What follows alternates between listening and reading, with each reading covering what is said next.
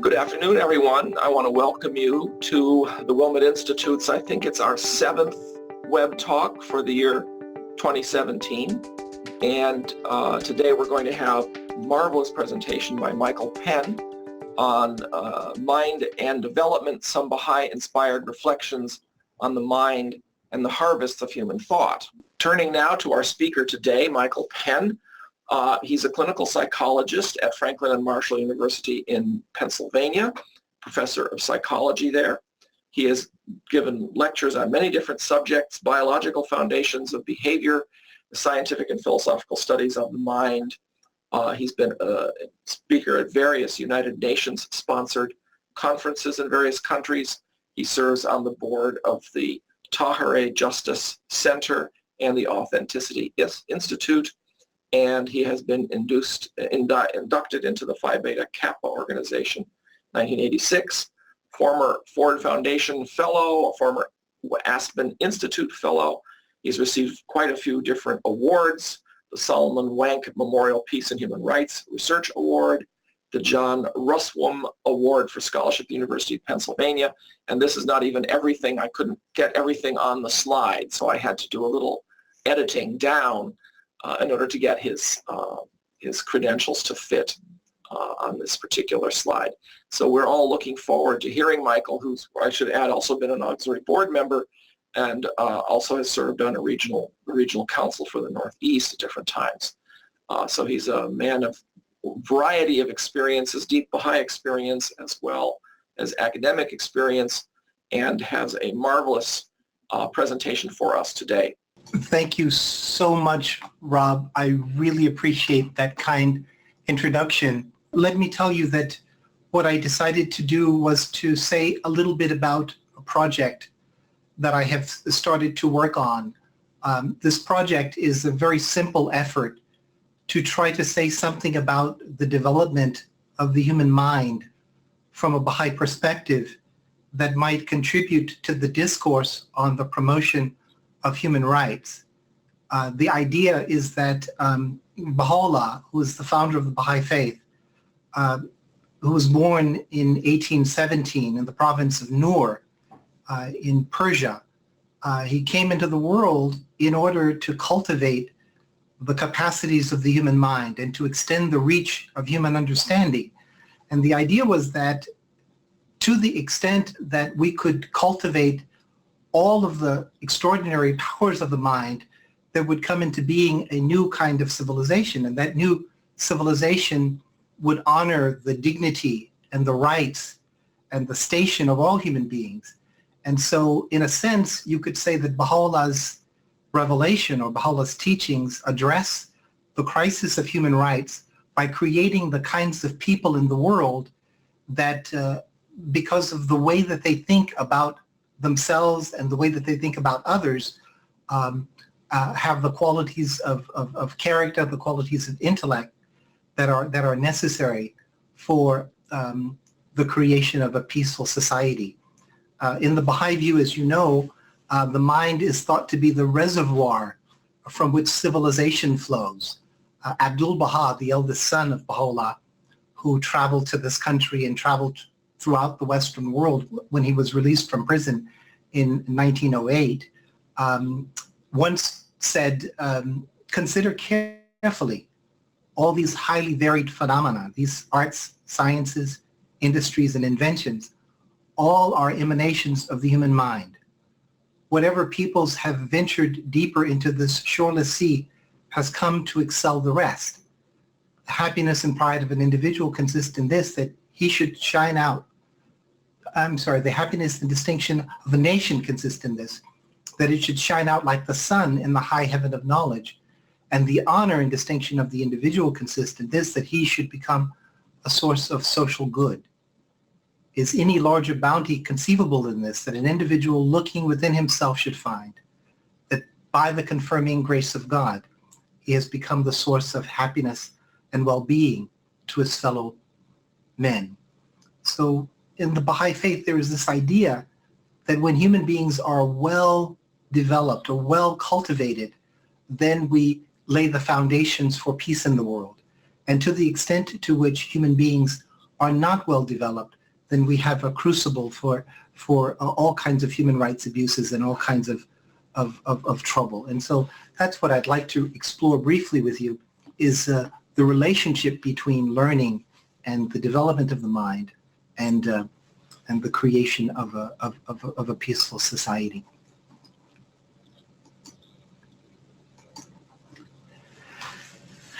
Abdu'l-Baha once said, at a time when the somber night of ignorance had overspread the earth, a bright morning dawned, and a rising light lit up the eastern sky. Then rose the sun of truth, and the splendors of the kingdom were shed over east and west. Those who had eyes to see rejoiced, and they witnessed the inner reality of all things and uncovered the mysteries of the kingdom. I really, really love that quotation, because what it speaks to in part is how the coming into the world of these great ones, the founders of the world's religions, sheds light on mysteries that were previously hidden from human understanding. And they open to our consciousness aspects of reality that had been previously closed to us. And the opening up of the human mind to these new aspects of reality make possible forms of development that were not possible before. And so the human potentialities, the human sphere of development expands in a very significant way when these holy ones, the Buddha, Jesus, Muhammad, when these holy ones come into the world, they not only bring teachings, but they bring an expanded paradigm of thought, or an expanded set of tools with which humanity might think. And so in this way, they extend the reach of human learning and of human knowledge. Perhaps it would be helpful if we said a preliminary word about the world that we have inherited as human beings. You may remember that at the turn of the last century, the Universal House of Justice commissioned an extraordinary document called Century of Light. I would commend it to your reading if you haven't had a chance to study the Century of Light. But the Century of Light takes a look at the 20th century. It takes a look at some of the developments of the 20th century and some of the horrific deeds carried out by humanity over the course of the 20th century. On the very first page of that document, the House of Justice writes, "Let us acknowledge at the outset the magnitude of the ruin that the human race has brought upon itself during the period of history under review. The loss of life alone has been beyond counting. The disintegration of basic institutions of social order, the violation, indeed, the abandonment of standards of decency, the betrayal of the life of the mind through surrender to ideologies as squalid as they have been empty, the invention and deployment of monstrous weapons of mass annihilation, the bankrupting of entire nations and the reduction of masses of human beings to hopeless poverty, the reckless destruction of the environment of the planet. Such are only the more obvious in a catalog of horrors unknown to even the darkest of ages past." And so the House of Justice is describing, in a sense, the fruit of human thinking over the course of the 20th century. And of course, the 20th century is also described as an extraordinary century of achievement, as an extraordinary century of development. In fact, it is referred to as a century of light. And so on the one hand, we saw some of the darkest characteristics of human beings manifested during the 20th century. And on the other hand, we saw the brilliant light of the human intellect revealing itself in the creation of new technologies, new sciences, new philosophies that would have a very profound impact on life on Earth. And so Abdu'l-Baha had come into the world and in order to make it possible for us to harvest more of the capacities of the human mind. I hope that I'm making sense. It's so strange to give a talk in a room where you're the only person and everybody else is in some imagined space. Here is a horrible picture. This is a picture of a young girl who was standing in Hiroshima when the Enola Gay dropped the bomb over the people of Hiroshima. And you may know that in that instant, within a few minutes of the dropping of the bomb, the atomic bomb, over Hiroshima, about 80,000 people died instantly. And many, many people were blinded. And many, many people suffered decades and decades of cancer and of various disorders, both psychological and physical, as a consequence of that. And we are now discovering that actually it may not have been necessary for one of the great countries of the world, the United States, to drop the bomb on Hiroshima, because the Japanese, as we understand now from more available historical records, were trying to figure out how they could surrender to the powers. And then, of course, because the United States had a second bomb that they wanted to test, they decided that they would drop that bomb on the people of Nagasaki. And in that bombing, about 60,000 people perished in such a short amount of time. Over the course of the 20th century, there were about 250 million people who were murdered by governments for various reasons. Some seemed to us perhaps necessary, but the vast majority of them were killed because of various ways of thinking that were incompatible with the achievement of the solidarity of humankind. I had said that the 20th century also, though, was a time of really, really wonderful achievements.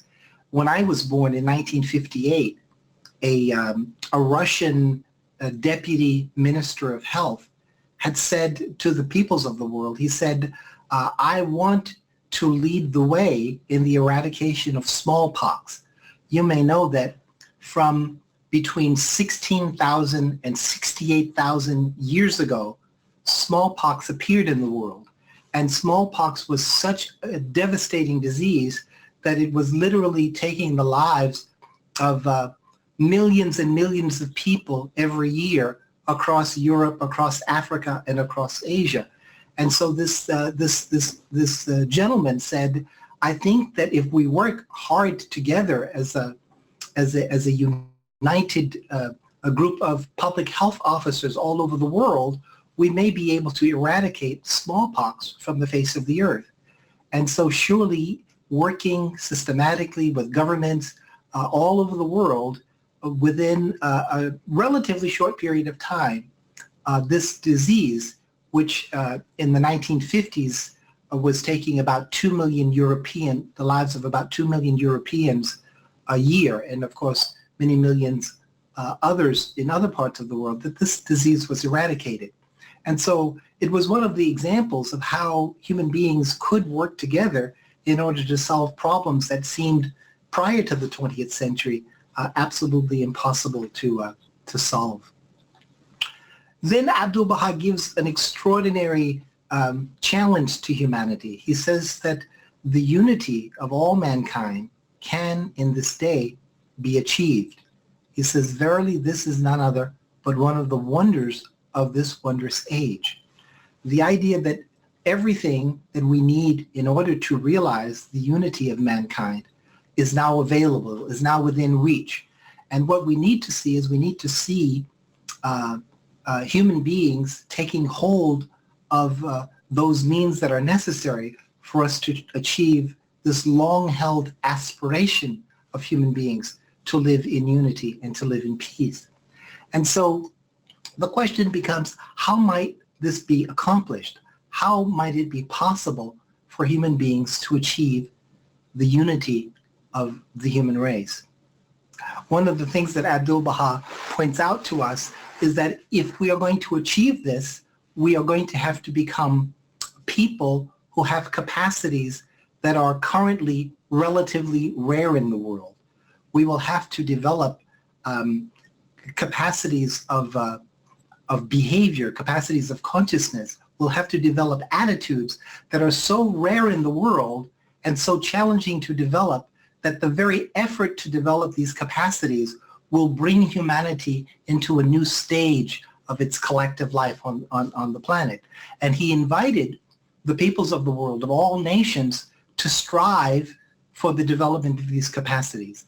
And he said that to the extent that human beings strive for the development of these capacities, they would draw down upon themselves certain spiritual resources. These spiritual resources, he said, are very, very vast, are very, very great, and are very, very subtle.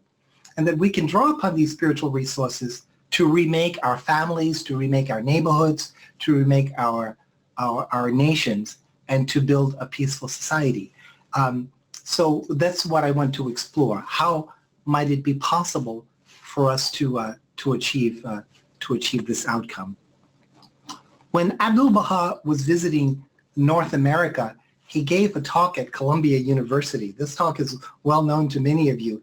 And he says the following. Let me just read a few of the things that he says in that talk. He says, as material and physical sciences are taught here and are constantly unfolding in wider vistas of attainment, I am hopeful that spiritual development may also follow. He goes on to say the following.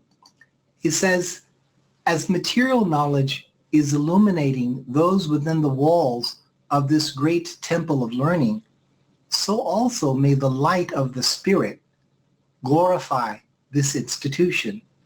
The most important principle of divine philosophy is the oneness of the world of humanity, the unity of mankind, the bond conjoining East and West, the tie of love which blends human hearts.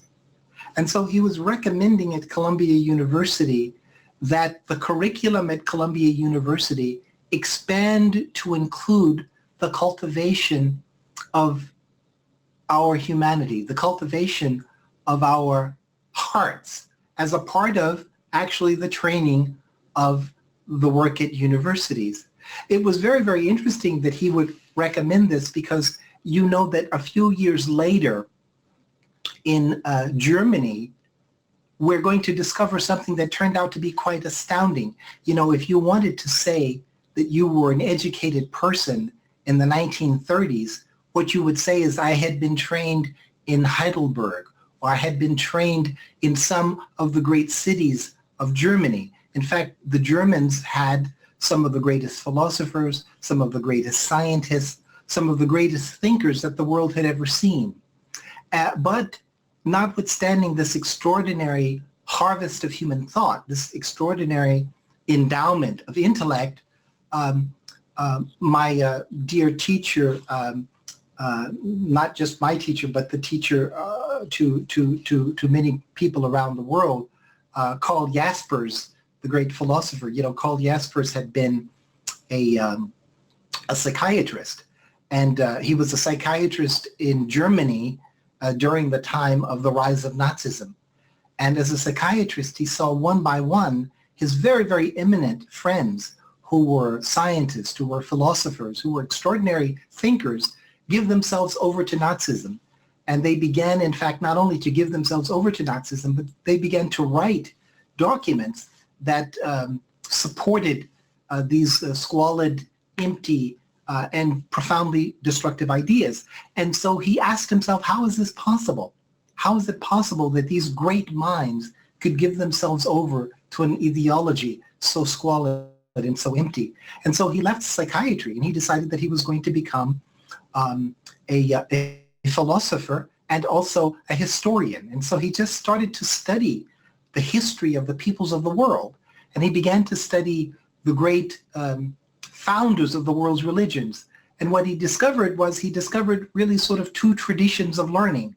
One tradition of learning developed in the Eastern world, and that tradition became known as the wisdom enlightenment tradition. And another tradition of learning was associated with the Western world, and that was a tradition of learning that sought mastery and knowledge of nature.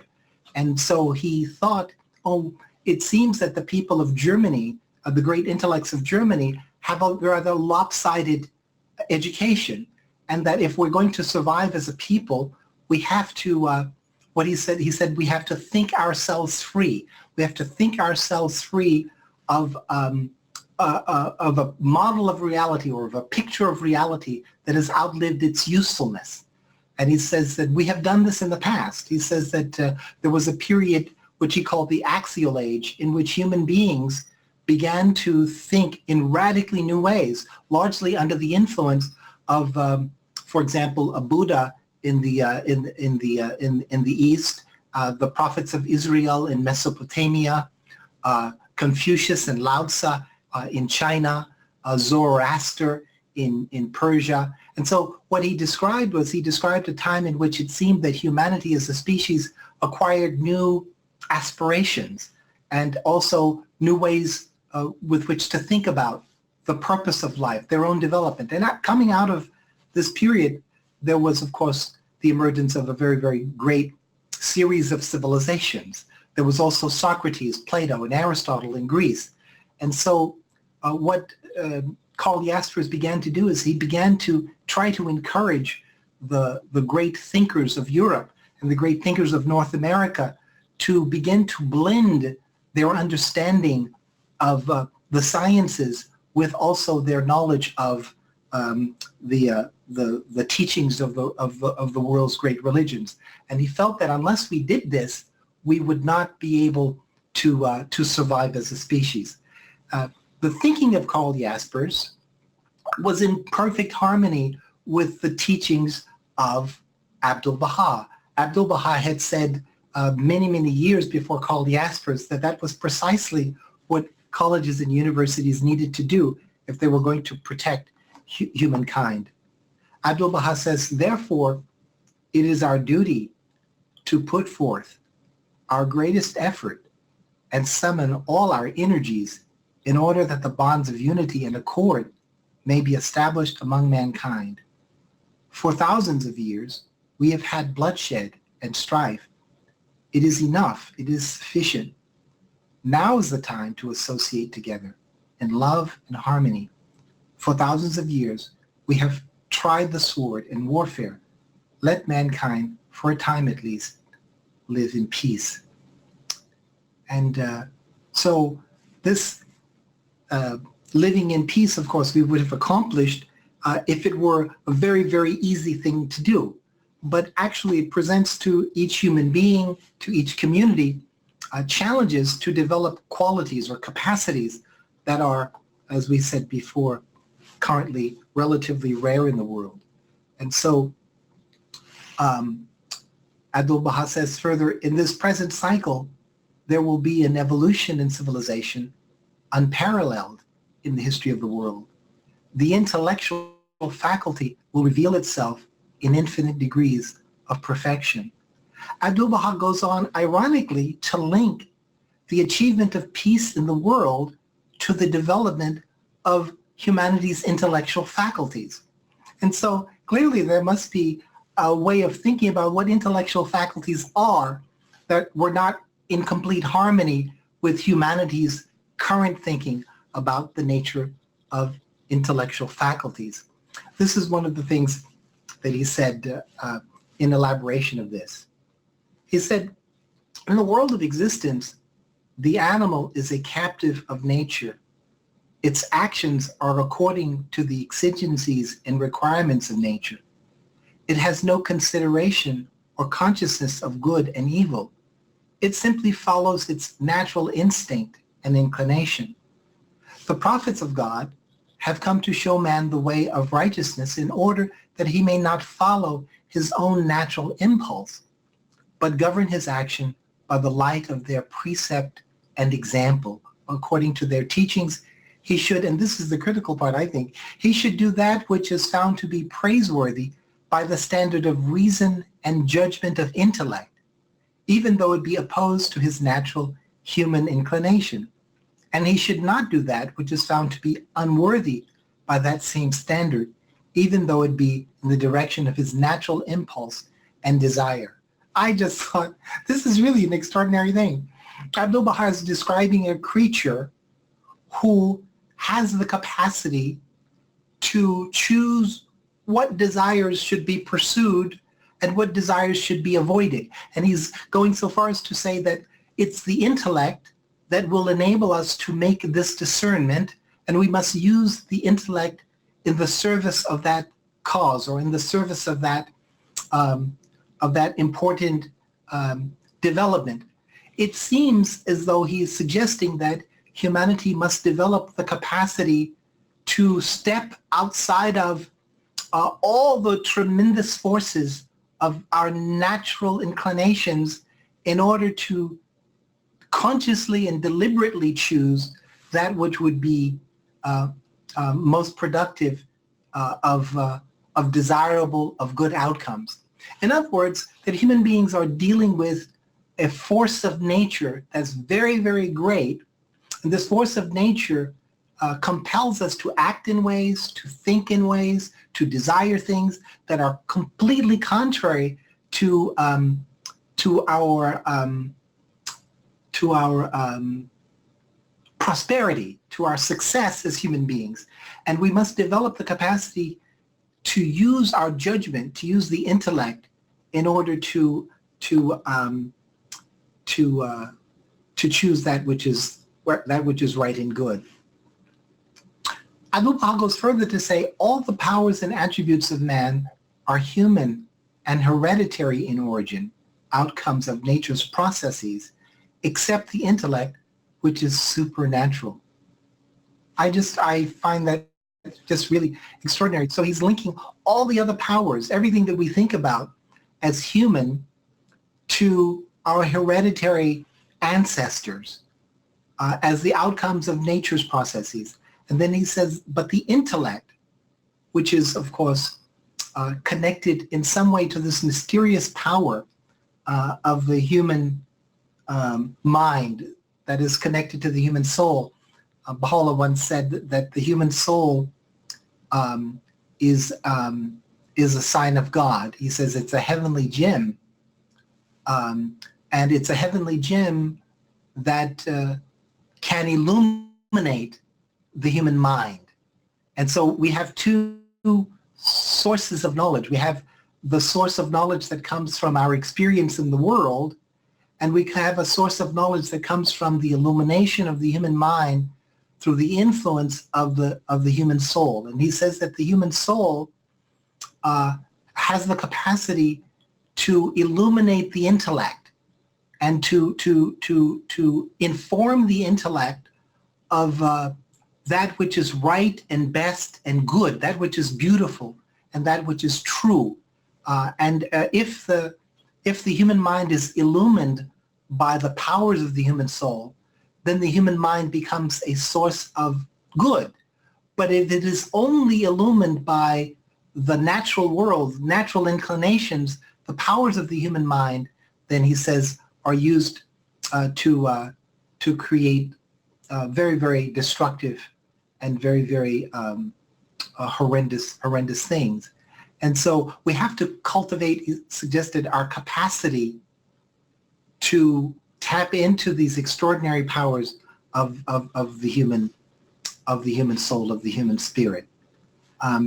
Seems so obvious to everyone, but I have to say that when I was reading these things and contemplating them, I was just really, really thrilled by them. All the existing nations had a divine foundation, Abdu'l-Baha wrote, of truth or reality originally, which was intended to be conducive to the unity and accord of mankind. But the light of that reality gradually became obscured. I found this quote interesting because it suggests that all the peoples of the world were able to touch some aspect of reality. They had arrived at some understanding of reality that had enabled them to live in some degree of unity, in some degree of peace, but that we had lost contact with that aspect of reality, that aspect of reality had become obscured.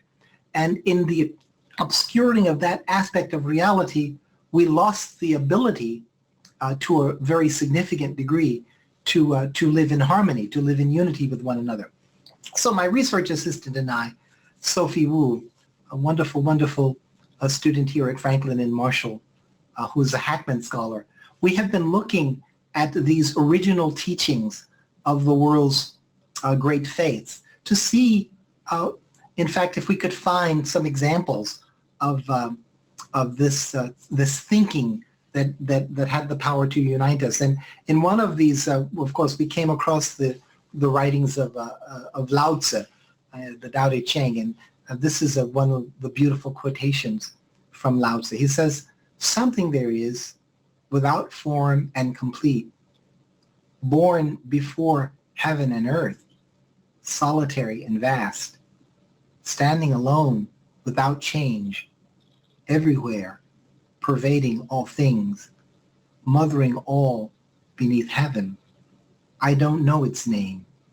I style it Tao, and for want of a name, call it great."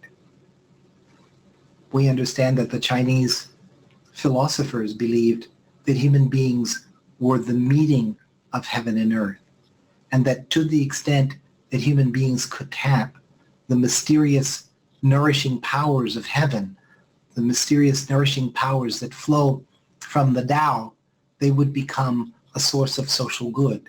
They would discover their own nobility, their own excellence.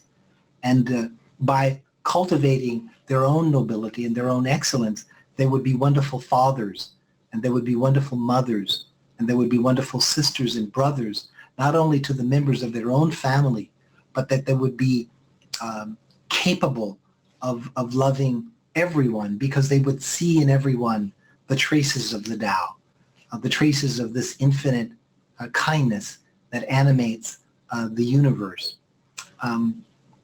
Then because I am a Native American, my dad was of a Cherokee, and my mom is African American. And of course, I really, really love the Native American traditions, but you also find this similar idea or this similar sentiment in the teachings of the Native American people. This is one of my favorite prayers. It says, "O great spirit, whose voice I hear in the wind, whose breath gives life to all the world, hear me. I need your strength and wisdom. Let me walk in beauty and make my eyes ever behold the red and purple sunset. Make my hands respect the things you have made, and my ears sharp to hear your voice. Make me wise so that I may understand the things you have taught my people. Help me to remain calm and strong in the face of all that comes towards me. Let me learn the lessons you have hidden in every leaf and rock. Help me seek pure thoughts and act with the intention of helping others. Make me always ready to come to you with clean hands and straight eyes. So when life fades, as the fading sunset, my spirit may come to you without shame."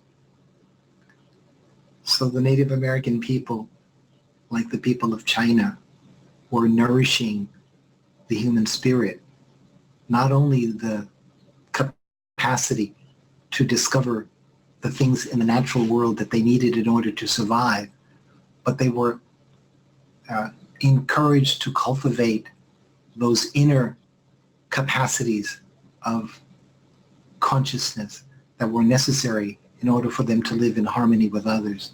And Abdu'l-Baha has said that any society that neglects this inner terrain, any individual who neglects their inner development, will become, in fact, a source of harm and a source of danger to the human community.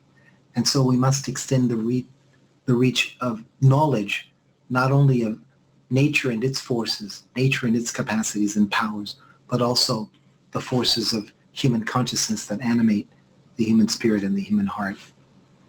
I return just for a moment to this wonderful teaching from verse 70 of the Tao Te Ching. My teachings are very easy to understand and very easy to practice, yet so few in this world understand and so few are able to practice. My words arise from that ancient source My actions are those of the universe itself. If people do not know these, how can they know me? Those who follow my ways are rare, and so I treasure them. Even if they wear the clothes of a beggar, they carry a priceless gem within. So these very, very beautiful quotations are intended for us to meditate upon and to try to carry out in our actions. And this is related to a central principle of the Baha'i Faith, which is that all the world's religions have as their foundation certain fundamental truths, the understanding of which would liberate humanity from many, many different forms of prejudice. And although it is very, very rare to see individuals in the world who actually understand these truths and who try to carry them into action, the Baha'is around the world are trying to extend the reach of knowledge of these fundamental spiritual truths. And so they're working in villages, in cities, in towns, and communities all over the world with the idea that to the extent that we can help one another acquire this ancient and also new knowledge, we will be able to protect that which is important to human beings. In my little study, I've realized that all the world's religions have certain things in common. You probably know these things, but I will just point them out to you. That all the world's religions regard consciousness as immortal. We could talk about how they describe this possibility, if you wish, later in our question and answer period. They all regard the natural world as a product of an intelligent, benevolent, creative power. Quite contrary to Bertrand Russell's, I don't know if you remember Bertrand Russell's famous peroration, where he said that man is the outcome of causes which had no prevision of the ends they were achieving, that his hopes, his dreams are but the accidental outcome of the collocation of atoms. You know, that extraordinary peroration where he says essentially that the universe is nothing but matter in motion, and that it was just by chance that human life came into being.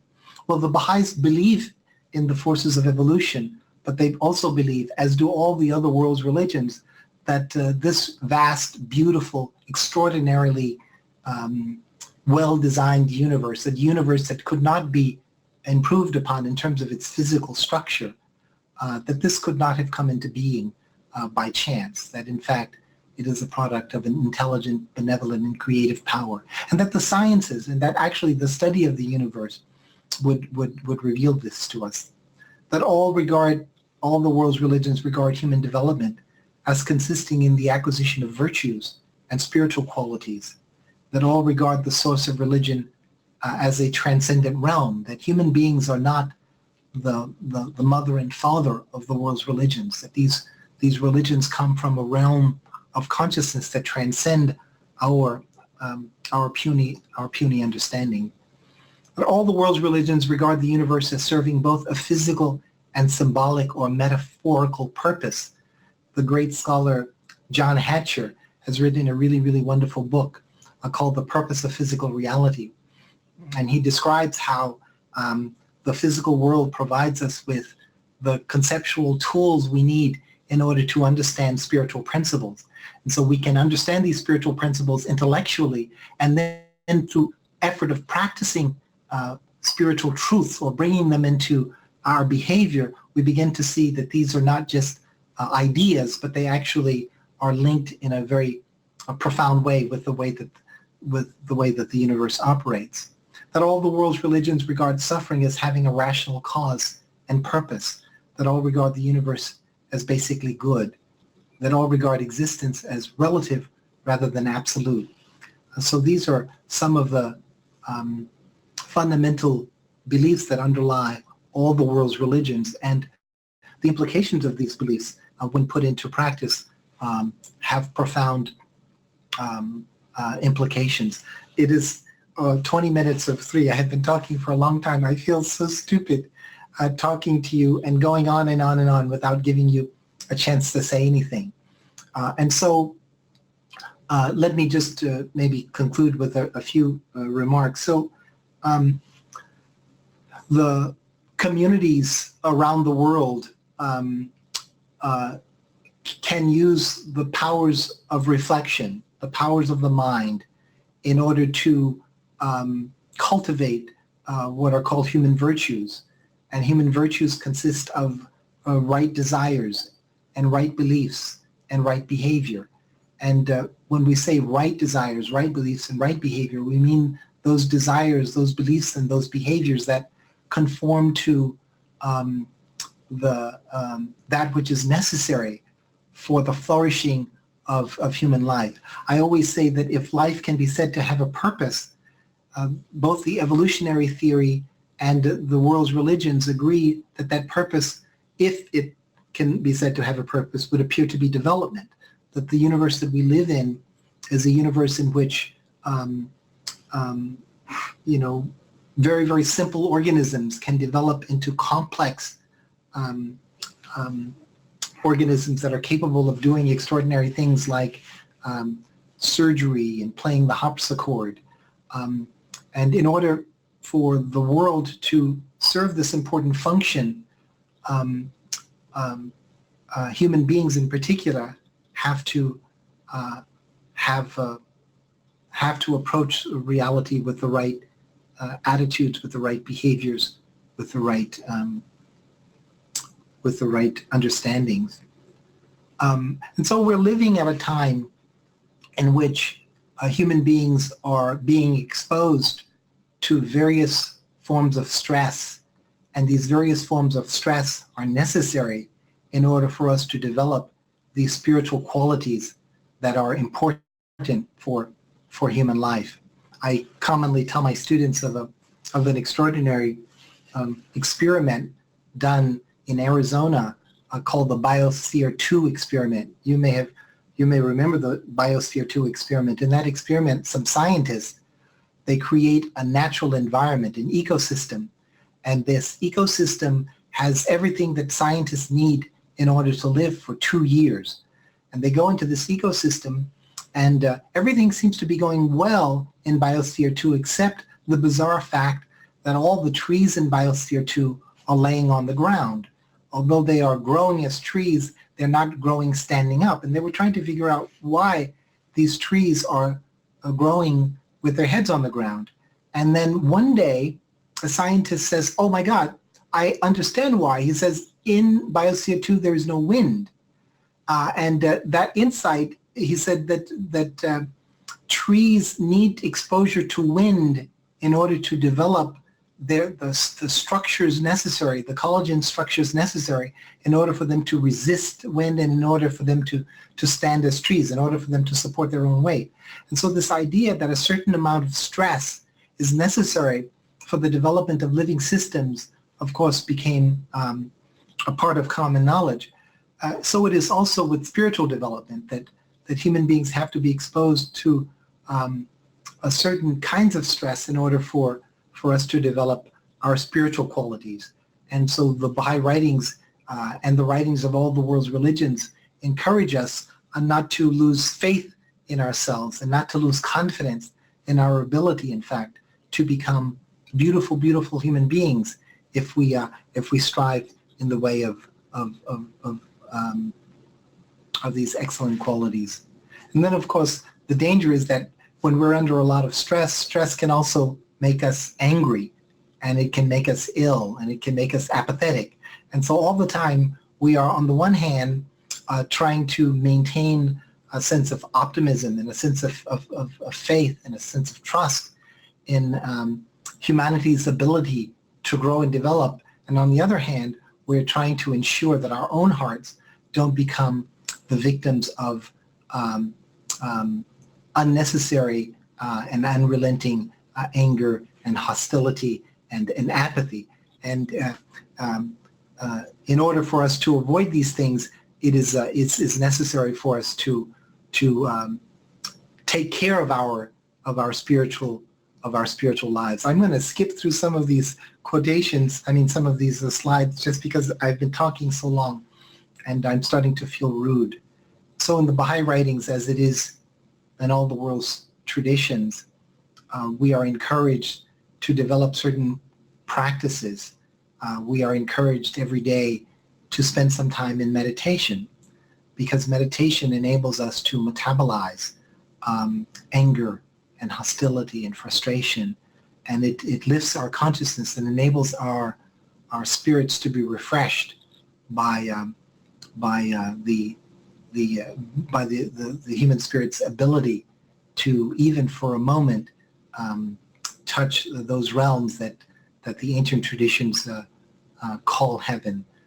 Prayer gives us the capacity to change our desires so that our desires are in harmony with that which would be best for ourselves and best for our families and our communities.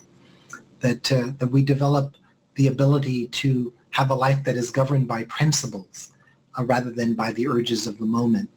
That we develop respect for the sacred dimensions of relationships.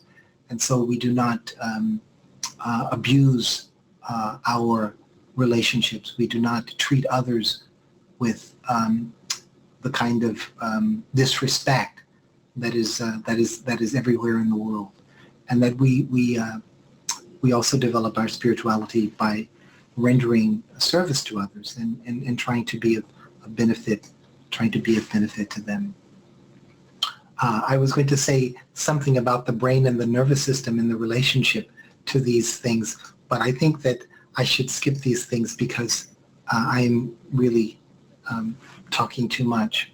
I just wanted to share just a few quotations on meditation because I think it's really, really difficult to develop a spiritual life without daily meditation. Abdu'l-Baha says it is an axiomatic fact that while you meditate, you are speaking with your own spirit. In that state of mind, you put certain questions to your spirit, and the spirit answers. The light breaks forth, and the reality is revealed. And so the development of human consciousness seems to really depend upon our access to this ancient art of meditation. Abdu'l-Baha goes on to say, you cannot apply the name man to any being void of this faculty of meditation. Without it, he would be a mere animal. Through the faculty of meditation, man attains to eternal life. Through it, he receives the breath of the Holy Spirit. The bestowal of the Spirit is given in reflection and meditation. So it seems that even the cultivation of the intellect depends upon the meditative faculty. The spirit of man is itself informed and strengthened during meditation. Through it, affairs of which man knew nothing are unfolded before his view.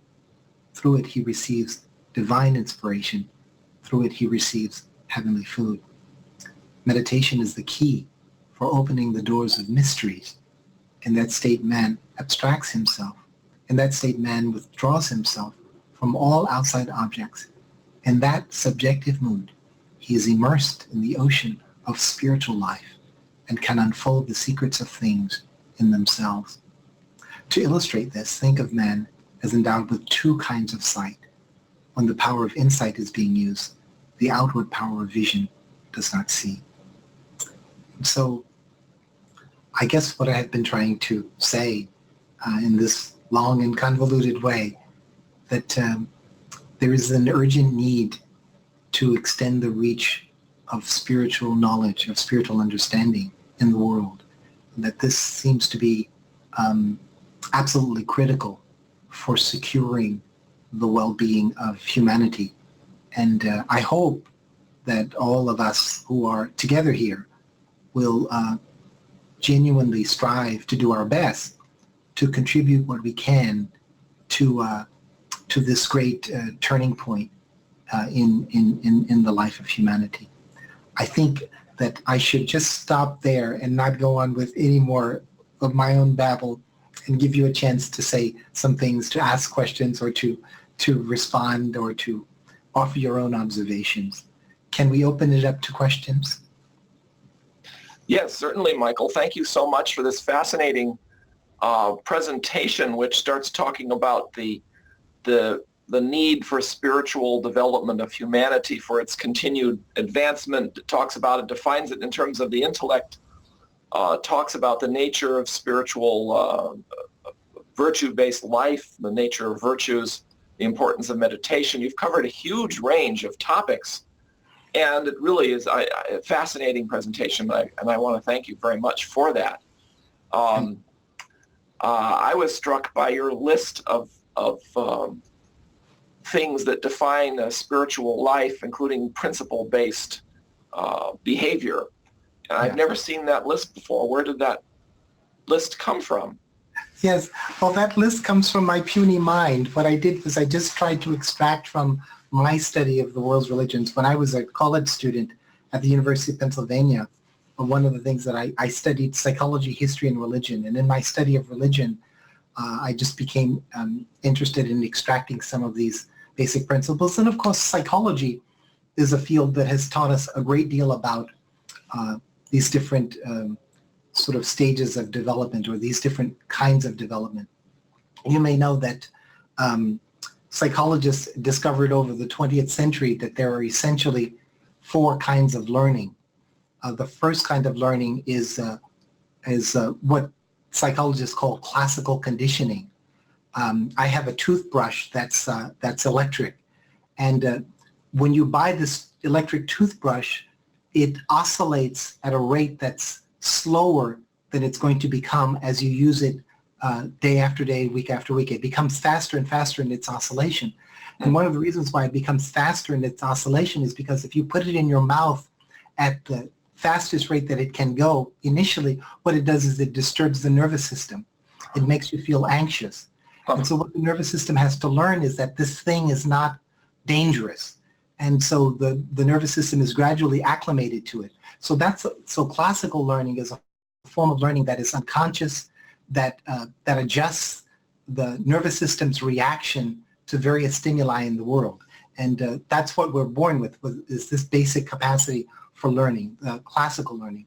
Then as we develop a little bit further, we develop a form of learning that's called instrumental. In instrumental learning, our behavior comes under the influence of reward and punishment. And so we see the consequences of our actions for what happens to us.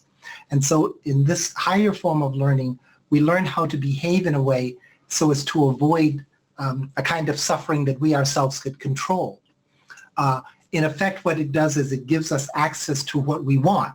But then there's the discovery that there's another level of learning that is that some have called moral, the development of a moral consciousness. And the development of moral consciousness is a kind of consciousness that actually enables people to make decisions that are based not on what they want, or not based on the consequences of the action for them, but based upon their attraction to some moral principle, to some value that they think is worth protecting, worth preserving. And so in a sense, with moral consciousness, one is able to transcend the plane of mere reward and punishment. And then, of course, the last plane of development is spiritual learning. And spiritual learning, I have been talking a little bit about just now. We do have some questions that have been coming in. I'm just checking our Facebook page to see if there are any there as well. Sure. Dale, thanks you very much. So Hala said, no, go on. So people clearly enjoyed your presentation. Elahe asks, or comments, very much enjoyed your talk as always. I have one question and one request. Your description of human virtues is very similar to Prophet Zoroaster, who said human virtue is good thoughts, good speech, and good behavior. My request is if you would please elaborate on the beginning of your talk, that of developing certain capacities. I missed that part due to some distraction. Right. So I was saying in the beginning that the human mind is the reservoir from which civilization flows. And I was saying that you might think about the world of nature as being the material that can be shaped in a myriad of ways by the human mind. The natural world can be transformed by the human mind into a wide range of things. We can create computers. We can create vaccinations. We can create poetry. So the human mind has the ability to use the stuff of nature in order to make a wide range of things.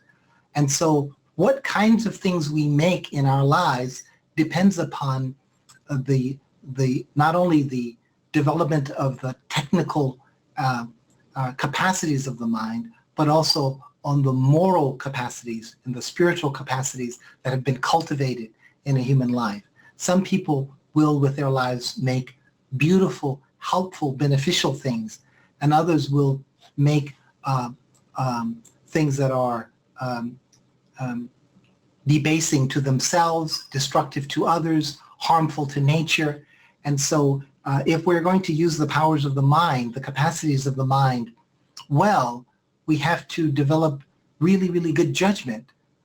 We have to develop the capacity to know what is worth pursuing, know what is worth desiring, because without that, the human mind becomes a very, very dangerous power in the world. So that's what I was saying in the beginning.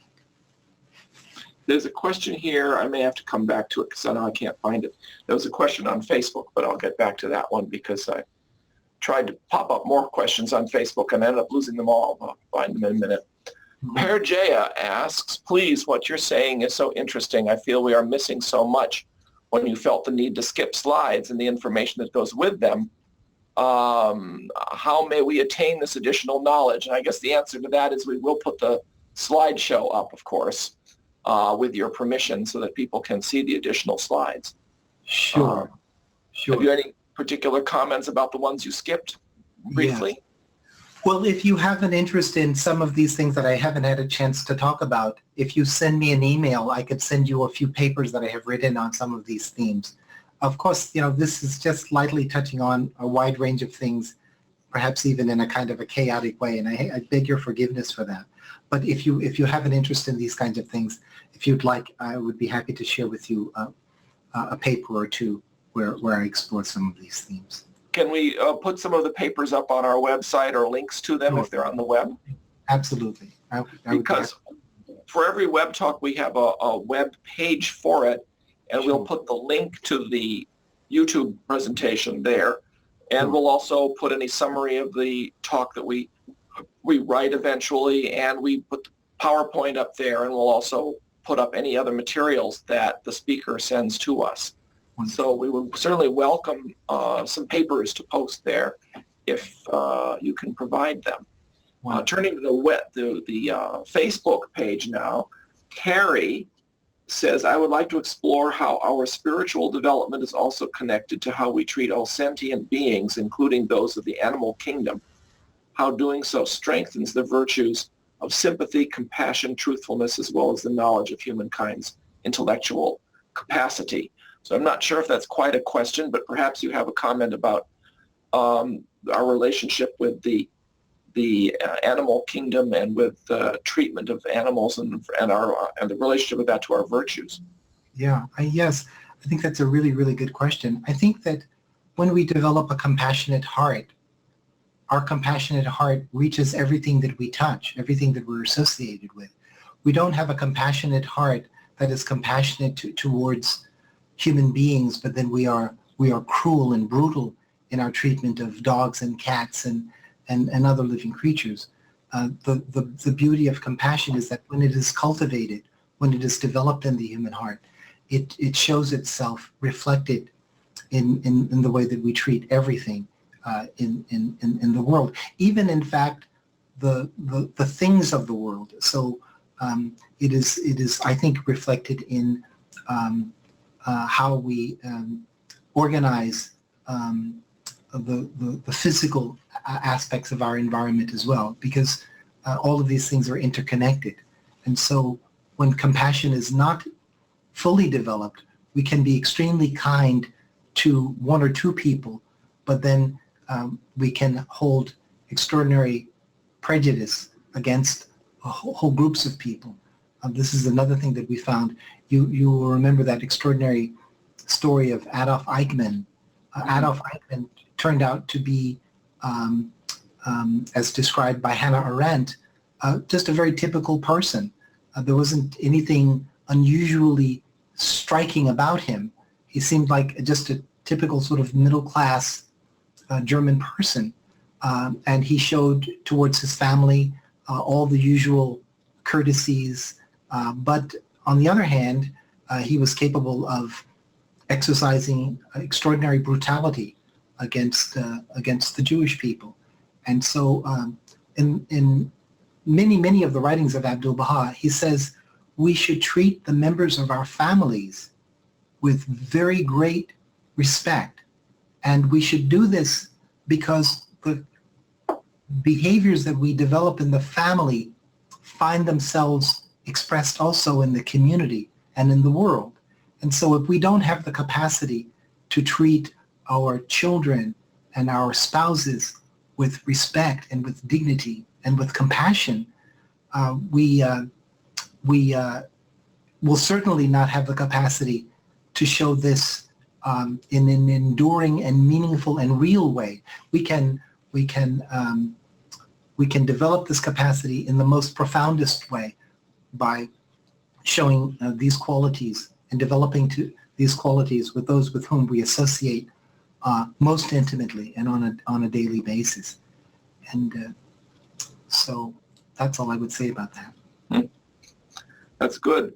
One person, Sue, asked, you had said that people could email you for the papers, but I presume that means we can forward them on through the WOMED Institute to you. That's probably the easiest thing to do to protect your email address from being flooded. Yeah, that's fine. Either way is okay with me. Okay. So Hala also asks, says it's such a deep and insightful talk. Would it be possible for you to have give another talk on the physiology of the mind and thought? Yeah. Yeah, that's really interesting because when I first started to develop this talk, it was a talk completely about that. It was a talk really about the nature of the brain, the relationship of the brain to the human soul, to the human spirit, the nature of the nervous system, all of those kinds of things. And then I thought, oh my God, that seems so abstract and it seems so perhaps not useful to people who are not particularly interested in a specialized area called philosophy of mind. And so I made the conscious decision to try to do something more generally accessible. And so, yes, those are really, really important topics to me. And there's a little paper that appears in the Journal of Baha'i Studies in 2015 where I talk a little bit about these things. And another paper called Oedipus Revisited, and a paper called Mind, Medicine, and Metaphysics, Reflections on the Reclamation of the Human Spirit, where I try to get into some of these other details. But you're right, Suhaila. I did not talk very much about those things and deliberately avoided them this time, maybe in some future. Yes, several people have said we have to have him back to pick up from where you left off and continue this particular topic forward, and I certainly agree with them there. Let me see if anyone else had a particular... Should we take one last question, my dear sir, or one last comment? I think that's the last one I have. Wonderful. Looking right now. It appears to be the last one that I have, Great. Either on Facebook or on GoToWebinar. Wonderful. This is the perfect time to stop. I want to thank everybody again for participating today in this particularly fascinating presentation by Michael Penn, and I look forward to seeing you all next month with Augusto Lopez Claros' presentation on the emergence of world institutions. Thank you very much for attending today.